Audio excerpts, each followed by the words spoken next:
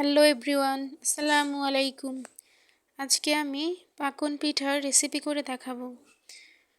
চলেন রেসিপিতে চলে যাই। আমি হাফ কাপ সুজি নিয়ে নিয়েছি।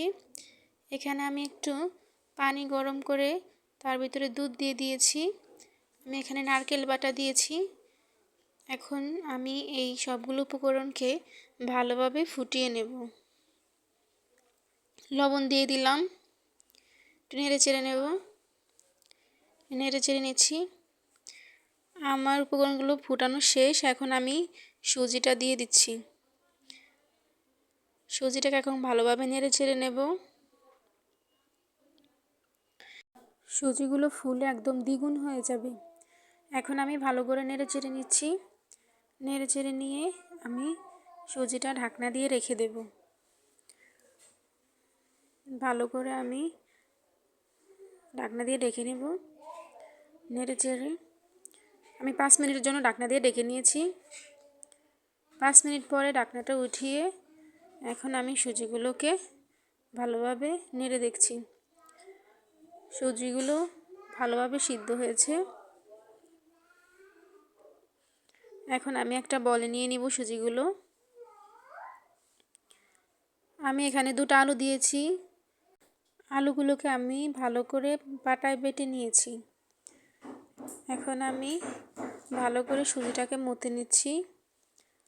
আমার বেটে নেওয়া আলুটা দিয়ে দিলাম সুজির ভেতরে। এখন আমি আরও ভালো করে মথে নিয়েছি। আমি এখানে 3টা ডিম দেব। ডিমগুলো দিয়ে ভালো করে সুজিগুলো মেখে নিতে হবে। এখন আমি ভালো করে মেখে নিচ্ছি। আমার সুজিগুলো মেখে নেওয়া শেষ। এখন আমি একটু তেল দিয়ে দিলাম হাতে, যাতে আমার হাতে না লেগে যায় এবং সুজির ডোটাও অনেক সফট হয়। ভালো করে একদম মথে নিয়েছি।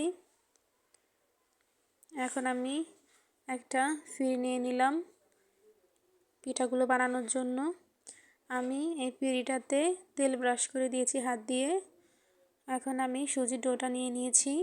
এপিট ওপিট করে আমি তেল ব্রাশ করে নিয়েছি। আমার সুজির ডোটা যেহেতু পারফেক্টভাবে হয়েছে, তাই কোনো বেলুন লাগেনি, আমি হাত দিয়েই করতে পেরেছি। এখন একটা গ্লাসের সাহায্যে আমি যেভাবে ডিজাইন করব কেটে নিচ্ছি। আপনারাও সহজেই এভাবে ডিজাইন করতে পারেন।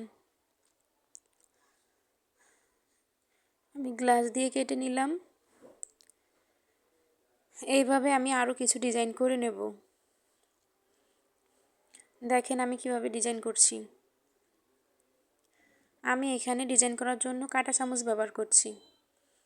এইভাবে কেটে কেটে নিলে একটা ফুল হয়ে যাবে খুব সহজেই।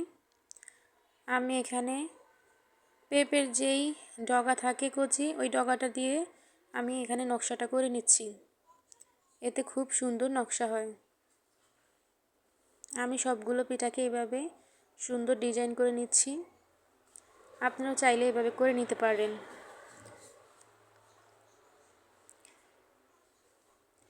এরকম সুন্দর সুন্দর পিঠা বানিয়ে আপনারা আপনাদের প্রিয়জনকে দিতে পারেন এবং নতুন বাসায় মেহমান আসলে তাদেরকে দিতে পারেন, নতুন জামাইকে দিতে পারেন। দেখেন আমি আরও অনেকগুলো শেপে পিঠাগুলো কেটে নিচ্ছি এবং ডিজাইন করে নিচ্ছি। দেখেন 2টা যন্ত্র দিয়ে আমি ডিজাইনগুলো করছি।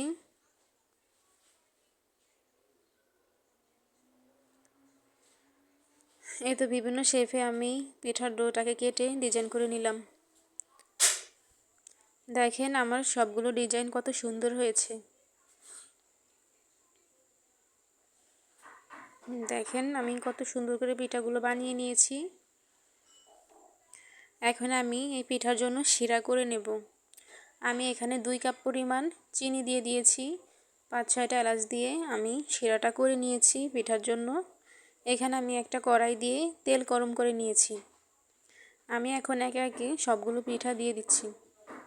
পিঠাগুলো একদম লো আঁচে ভাজতে হবে, যাতে ভিতরে ভালোভাবে হয় এবং পিঠাগুলো একদম কুরকুরে হয়, খেতে খুব ভালো লাগবে।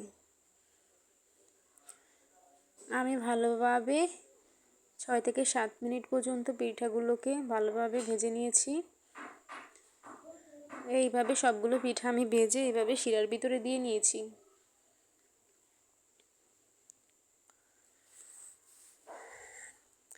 দেখেন কত সুন্দর হয়েছে।